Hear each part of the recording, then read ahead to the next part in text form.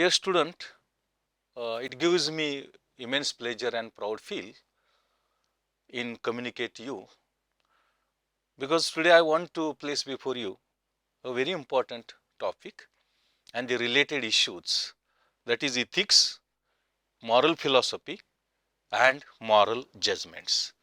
The concept of ethics, what ethics means. And so as to explain the meaning of the term ethics, I want to place before you some of the definitions. Basically, ethics is the philosophical study of morality. In philosophical perspective, when we study morality, it is known as ethics. It is main branch of philosophy which corresponds to the traditional division of philosophy into formal, natural and moral philosophy. It can be turned into a general study of goodness, right action, applied ethics, metaethics, moral psychology and metaphysics of moral responsibility. It is a general study of goodness and right action is the main task of ethics. Has correlatively its substantiating question as how are we rational beings? What moral principles should govern our choice and pursuit? Now, this is what the background in which we are going to look at ethics. And so as to explain meaning of the term ethics, I am discussing before you, I want to place before you some of the definitions of ethics. Basically, the word ethics is derived from the Greek word ethos, which means character or conduct. It is also called as, ethics is also called as moral philosophy or philosophical thinking about morality. Morality has been further elaborated as action and behavior which is concerned with good or evil of particular traditions, groups or individual. The term moral and ethical is often used as equivalent to right or good as opposed to immoral and unethical. This doesn't mean morally right or morally good, but it definitely pertains to morality. Ethics is not science which is concerned with moral behavior or with right or wrong and good or evil of human behavior. It propounds those principles which make our conduct moral. It becomes clear when we explain the derivation of the words right and good. Word right is derived from Latin word rectus, which literally means straight or according to rule. It means that we are concerned with those principles which make our conduct right or straight. The analysis of the word right explains one aspect of ethics. Rules are the means, and whenever there are means, there must be an end or goal as well. If right is the mean of conduct, then the question arises that what should be its end? We get the answer to this only when we analyze the word good, which is derived from the German word gut, G-U-T. Gut means everything useful or serviceable for some end or purpose. So, this enables us to understand the concept of ethics. But more importantly, the concept of ethics we can understand by taking into account its definition given by Suman Bonham. And the definition is, ethics as a science is not concerned with particular good of the individuals. On the contrary, it is concerned with the supreme goal or the ultimate end with reference to which the entire life of individual is directed. That is, ethics talks about good of not a particular individual, but it is concerned with goal. It is a supreme goal. And the end is entire life of individual is directed. In that direction, the efforts are being made. What we get is known as ethics. Now, how the ethics is, and so as to understand how the ethics is, I want to discuss before you, place before you the nature of ethics. The nature of ethics we can explain, refer to guide what human ought to do, usually in terms of right, obligations, fairness and specific virtue. It is related to issues of propriety, rightness and wrongness, what is right in ethical, what is wrong in unethical. Related to issues of propriety, in addition to that, word proper, fair and just are also used in the place of right and ethical. So, while talking about nature of economics, ethics is a normative science, a science of character. It deals with certain judgments that we make about human conduct.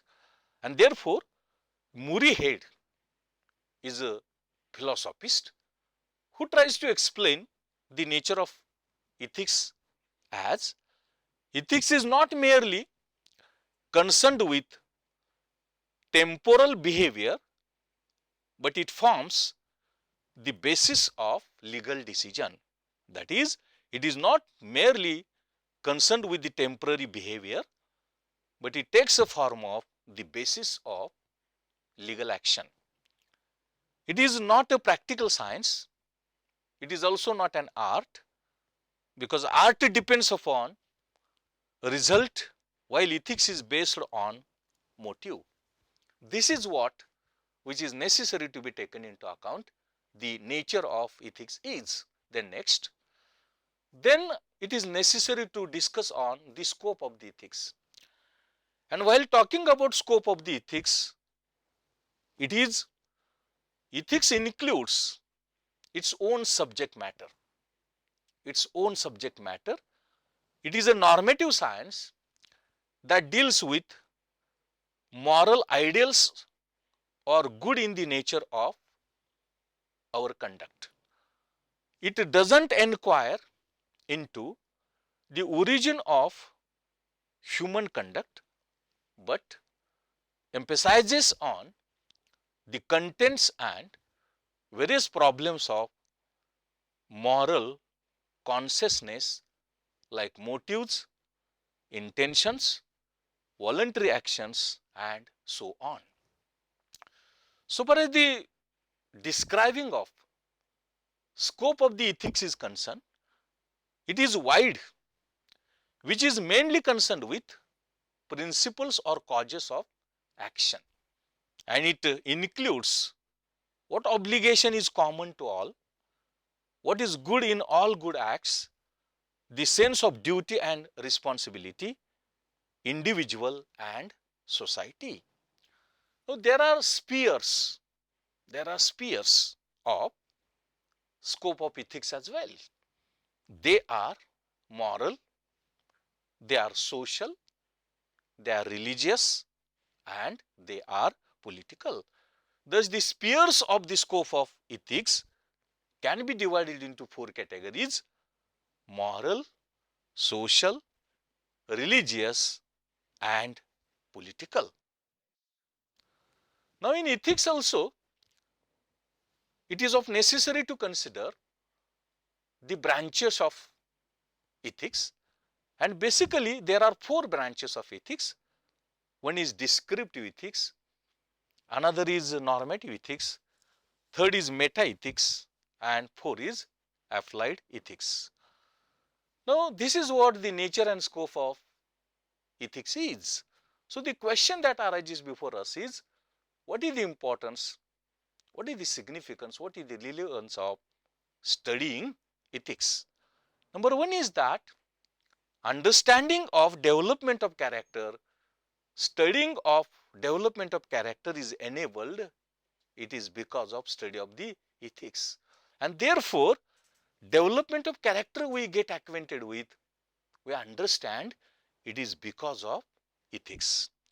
Secondly, the study of ethics enables us the knowledge of ideals, values and virtues, responsibility and duty that to be shouldered, social problems relating to ethics, law, justice and order,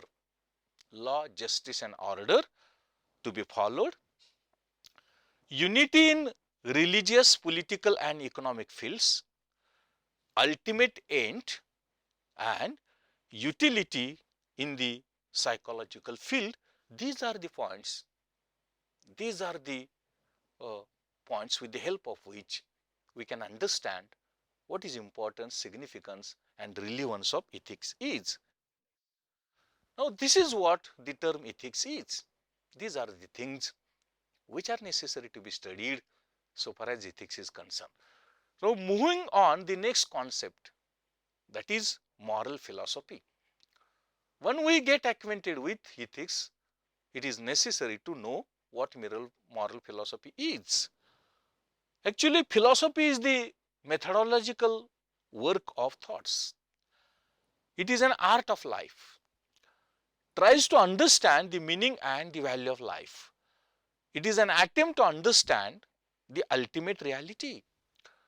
It enables the study of the principles which underline all knowledge. It tries to discover ultimate truth. And more importantly, it is an attempt of rational interpretation and unification of all our experiences. Talking about meaning of the term philosophy, the word philosophy is derived from the Greek word philosophia. Its meaning is striving after wisdom. Striving after wisdom. It is a love of knowledge, and philosopher is a person who seeks knowledge. And therefore, so as to understand meaning of the term philosophy, definition is useful.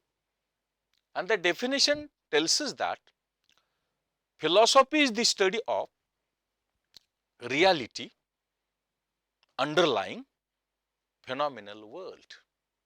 Underlying phenomenal world. Philosophy is a synoptic view. Philosophy is a synoptic view. And therefore, Will Durant says, what is philosophy?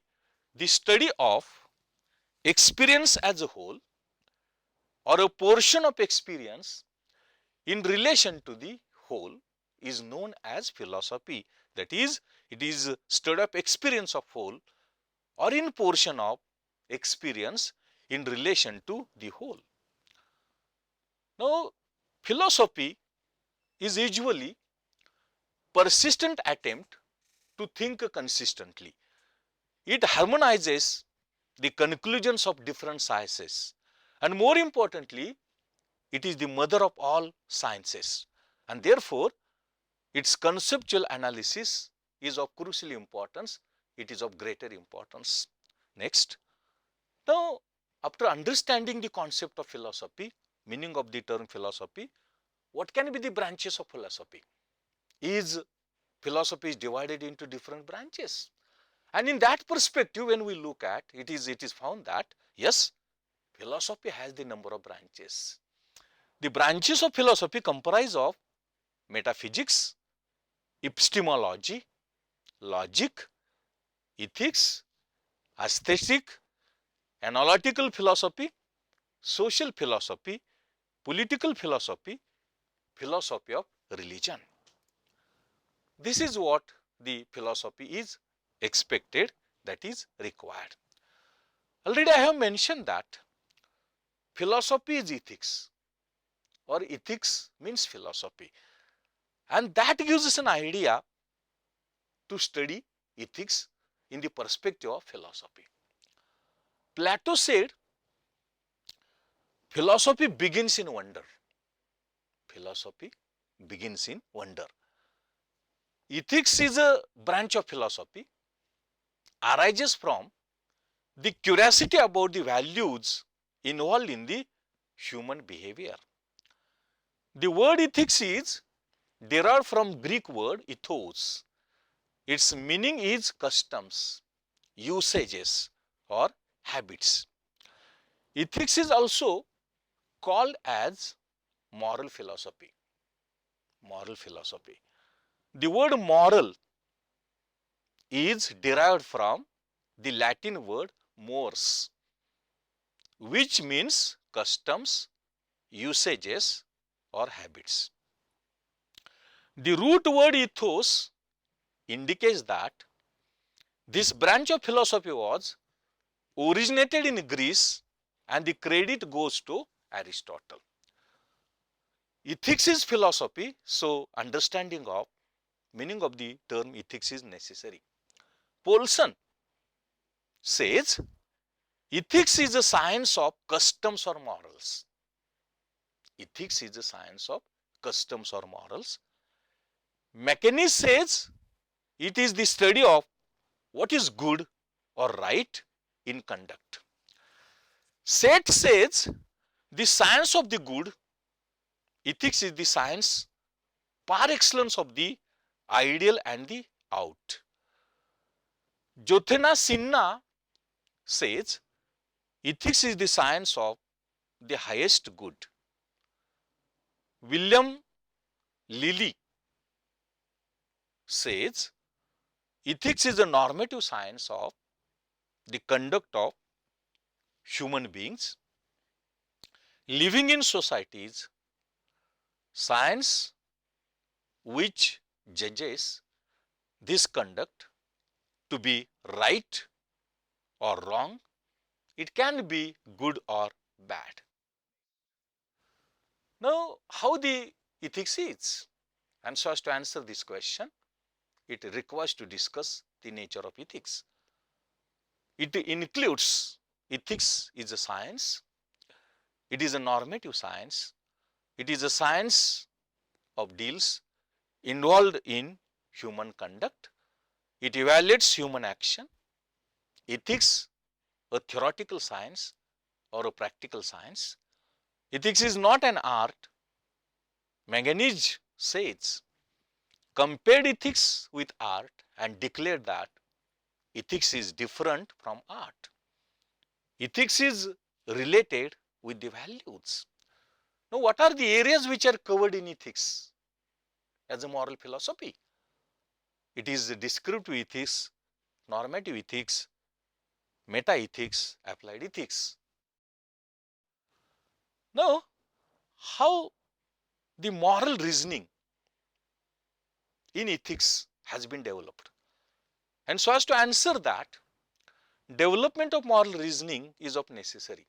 And in this regard, Lawrence Kohlberg has given how the development of moral reasoning has taken place.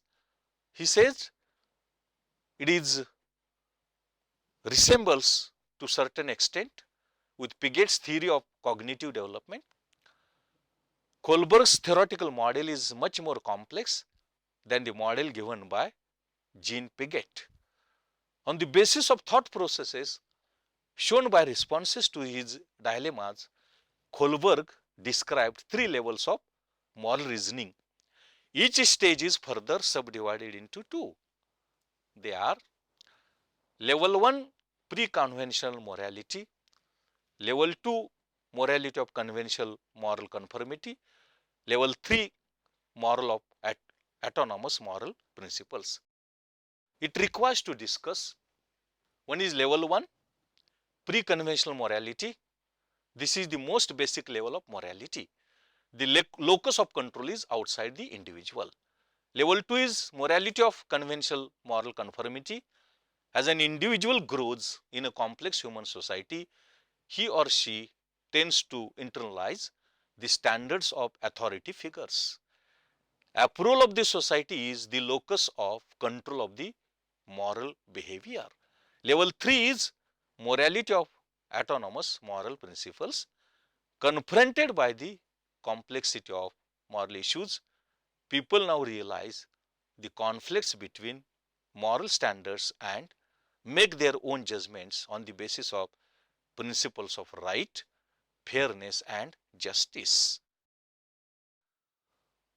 Then in pre-conventional morality, egocentric, concentrate individualistic perspective is there.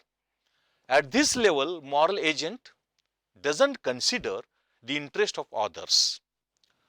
Actions are considered physically rather than in terms of psychological interest of others. In conventional, interpersonal and societal morality perspective is there. At this level, the moral agent is aware of shared feelings, agreements and expectations which take primacy over individual interest. The feelings of empathy are experienced. Post-conventional morality is purely rational, individualistic, moral pessimistic. The abstract concepts of value, duties, rights dominate this level over social attachment and contracts. The distinction between moral and legal perspective is also clearly recognized and understood. The criticisms on Kohlberg's analysis is oriented toward values more important to men than women.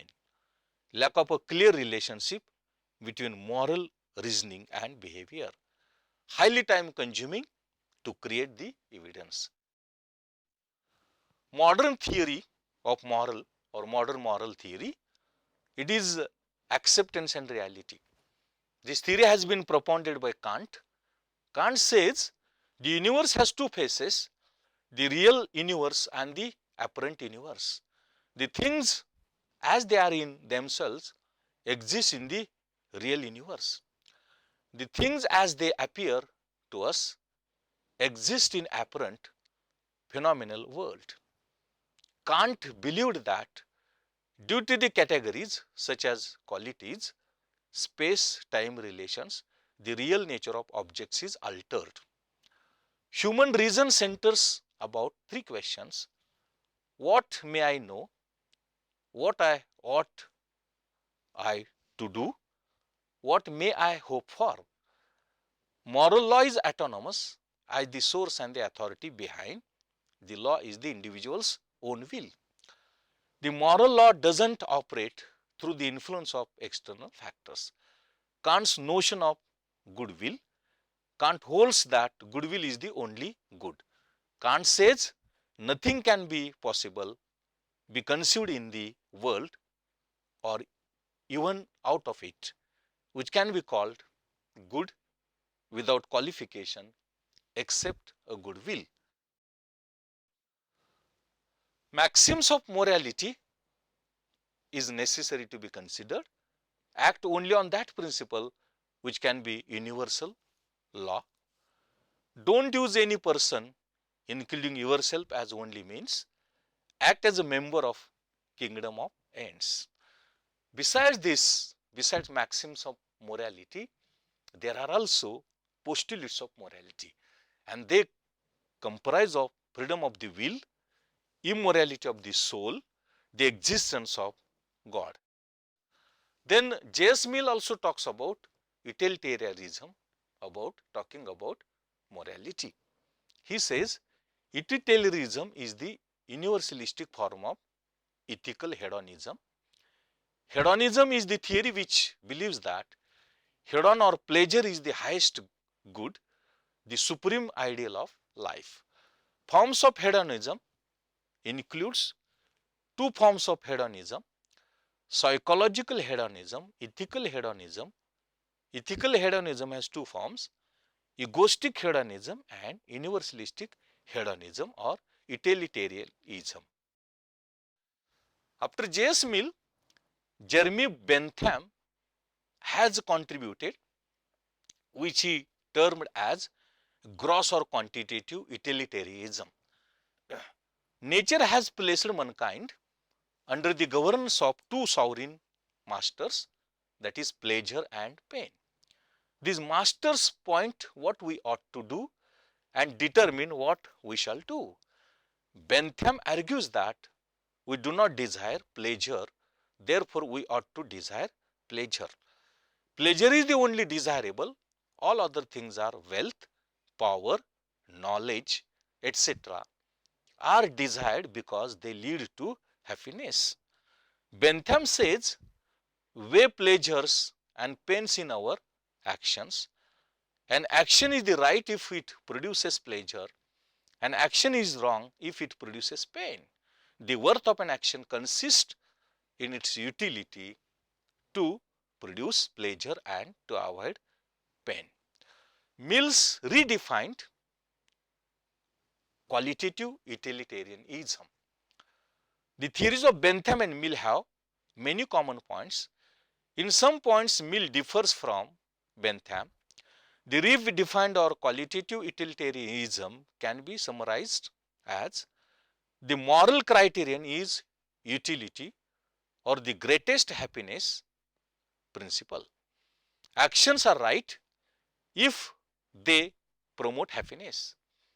Happiness means pleasure and the absence of pain. Actions are wrong if they produce unhappiness. Unhappiness is pain and privation of pleasure. There are alternative ethical theories. They are comprised of feminist ethics developed by Carol Gillian and externalist ethics developed by Jean Strait.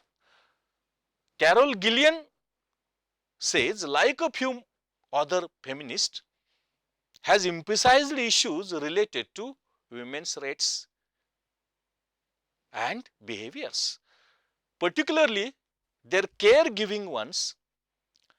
Gillian's ethical theory is essentially based on the communal nature of women. The theory is titled as Ethic of Care as Against Typical Conventional Male-Oriented Ethic of Justice. Jean-Paul Strait is one of the best known philosophers and a great externalist of the 20th century. He is often regarded as the father of externalist philosophy. In his most famous lecture, Externalism is Humanism, Strait takes this analogy a step further and maintains that as a painting is just one episode in the entire life of the painter, so is the moral action but one action in the life of the moral agent. The only caution which Strait gives in this context is bad faith. Bad faith is self-deception. There are theories of punishment. It implies that in morality, we do not have consistent progress, moral perfection or moral health. The evil or vice precedent in the individual may result either in sin or crime. In that case, punishment is necessary as a remedy for this offense or sickness. Punishment is imposed because some person has done wrong. The theories of punishment include the redistributive theory of punishment, the deterrent or preventive theory of punishment, the reformative or the educative theory of punishment, rule of law and justification of capital punishment. There are three main theories of punishment: deterrent, which believes that punishment is given so that potential criminal can learn a lesson and not commit the same crime again. Redistributive theory believes that punishment is given because it is deserved and for no other reason. According to the reformative theory, punishment is given to reform the criminal. Each theory has its own basic principle. Now, talking about moral judgment, because it is of crucial importance to know and understand what moral judgment is or moral judgments are. Now, moral judgment is how negative or positive bad a behavior according to canon. According to Jhala, how the bad behavior is. One Dylan says whether one is disapproving of a behavior. Chanel says whether a behavior is wrong. Whitley and Hadid say morally wrong. Cheng and others say okay to extremely wrong. Young and others say whether a behavior is acceptable versus forbidden. Green et al. Say it is permissible. Mikhail. According to Green and others, it is appropriate. Gold and others say whether it is described agent should act as a certain way, or Coloraz or Alphonse say whether it is a choice or is obligatory. Siegel say how blameworthy the behavior was. Young and others say how morally blameworthy the agent is. Then Cushman says how much blame the agent deserves. And Roseman and others, how immoral the agent is. The answering all these questions, that gives us moral judgments. So, moral judgments are how negative or positive, how much bad or a behavior is, how disapproving a behavior is, the sum totality of that gives us what we call it as a moral judgment or moral judgments. Then how is the nature of moral judgments? Moral judgments are a judgment of right or wrong, good and bad, is commonly termed as moral judgment. Judgment of an individual which he passes to estimate the rightness or wrongness of his action. Therefore, next, while talking about nature of moral judgments, a judgment of right and wrong, good or bad, is known as or commonly termed as moral judgment. The judgment of an individual which he passes to estimate the rightness or wrongness of his action is known as moral judgment. Now, Stephen, he defines a moral judgment is the mental act of discerning and pronouncing a particular action to have the quality or predict of rightness and obligations, or its opposite of which a general idea or standard is already before the mind. Judgment, which deals with the moral value or quality of an action, a judgment of value, and it evaluates the rightness or wrongness of our actions. Moral judgment includes a subject which will judge, an object whose action will be judged, a standard in which conformity to which the action of the subject will be judged, and lastly, a power of judging the action as required. Now, again, continuing the nature of moral judgment, a judgment of values as distinguished from the judgment of facts. Judgment of value is a judgment of what ought to be, but a judgment of fact is a judgment of what is. Judgment of fact is a descriptive judgment, while moral judgment is appreciative or critical judgment. So, moral judgment is a mental act of pronouncing a particular action to be right or wrong. Mechanism says moral judgment is not like a logical one, that it is moral merely a judgment about, but a judgment upon the action. Moral judgment is normative. Murray says it is concerned with the judgment upon conduct, the judgment that such and such a conduct is right or wrong. It judges what our actions ought to be. Moral judgment is axiological, not factual. Moral judgment is what ought to be and not what is. Moral judgment is on an activity, not about. Moral judgment is inferential. Moral judgment is objective in nature. Moral judgment is intuitive. Moral judgment is universal. The sum totality of that describes us what moral judgment is. Now, what is the subject of moral judgment? It also requires to be taken into account the subject of moral judgment. Moral judgment or subject of moral judgment involves institution of the moral standard by reason, comparison of a voluntary action with it and evaluation of its right or wrong. It consists in the apprehension of the moral quality of an action with reference to the moral standard. It is the judgment of value as distinguished from a judgment of fact. Judgment of fact is a judgment of what is. A judgment of value is a judgment of what ought to be. That is, judgment of fact is a judgment of what is, and a judgment of value is a judgment of what it ought to be.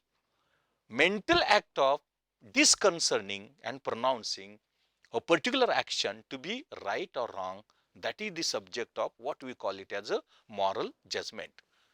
Now next, there are different views about the subject of moral judgment. Mechanism says the subject of moral judgment, the point of view from which an action is judged to be good or bad. Shaftesbury says it is an advocate of moral sense theory, just an artist appeals to the judgment of the connoisseur for appreciation of beauty. Adam Smith says a person passes moral judgments on his own actions and those of others from the standpoint of an impartial spectator. Adam Smith again says, when I endeavor to examine my own conduct, I divide myself as it were into two persons. The examiner and judge represent a different character from that other. I, the person whose conduct is examined into and judge of. Then moral judgment reactions. It is necessary to know moral judgment reactions. When moral judgment takes place, it has certain reactions. So next is the nature of moral judgment reactions. How the moral judgment reactions are, or what it can be, what form it can take. Class of moral judgment: typical object primary, primary information input, estimated speed, predominant social function. These are the categories in which we can study the nature of moral judgment reactions. Take example, class of moral judgment evaluation. Object is analyzing behavior. Primary information is outcome, and estimated speed is 300 to 600 million. And social functions are tracking violations, initiating information search. Then norm judgments, that is class of moral judgment. International intentional action not yet performed, action, teaching, persuading, affirming norms. Wrongness judgment, internal action perform action mental states. It requires 800. Violation declaration, norm reminder. Then moral judgment class is blame judgment. Person's intentional action or any intentional behavior plus outcome, that is typical object primary, outcome causality, intentionality, mental states, preventability, and the time which is required is 1500. If public moral criticism, regulation of future behavior, it is a predominant or predominant social actions. Thus, the nature of moral judgment reactions comprise of class of moral judgment, typical object primary, primary information input, and estimated speed, predominant social functions, and those we can study under 4 categories: evaluation, normal judgments, wrongness judgment, and blame judgment. While talking about evaluation, as a class of moral judgment, typical object primary is anything behavior outcome which requires the time output is input is outcome, and the time is speed is 300 to 600, and the predominant social functions are tracking violations, initiating information search, like this. These are the things which are expected to be studied so far as the moral judgments and all other things. Just I will take a recap of what I want to discuss before you. Just I want to discuss on what ethics is, what is meant by moral philosophy, what is meant by moral judgments, and in detail I have tried to explain the term ethics it's with the help of definition. Then I have explained what is moral philosophy and its connection with ethics. Then I tried to explain before you the nature of moral judgments and what reactions those are there. These are the things which were wanted to place before you, wanted to discuss before you so far as this lecture is concerned. I hope this lecture will benefit a lot. Wishing you all the best. Thank you very much.